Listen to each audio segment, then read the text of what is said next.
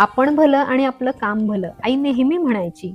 चार बायका जमवून जगाची उणीधुणी काढू नयेत, हेही पुढे जोडायची. मुळात आडात नसल्यामुळं पोहऱ्यात असलं आलंच नाही. स्वतःचं झाकून दुसऱ्याचं बघायची हिंमत कधी झालीच नाही. प्रश्न मात्र सारखे पडतात. कोणाच्या अध्यात्म मध्यात कष्टानं कमवतो आपण, तरी बघणारे का जळतात? दुसऱ्याचं राहणीमान, पैसा, प्रसिद्धी सगळं यांच्या डोळ्यात खुपतं. दुसऱ्याला कोणी चांगलं म्हटलं तरी यांच्या पोटात दुखतं. स्वतःचं घर गळतंय तरी दुसऱ्याच्या वाईटावर टपलेल्यांचं काय करायचं? समोरचा दुःखानं रडतोय तरी निर्लज्ज हसणाऱ्यांना माणूस कसं म्हणायचं? विश्वास ठेवा, अशानं फार काही मिळत नाही. असूया आणि मनःशांती यांचं सूत जुळत नाही. चालणारे निघून जातात, नावं ठेवणारा तिथंच राहतो. चांगला वेळ वाया गेला म्हणण्याला मग अर्थ नसतो.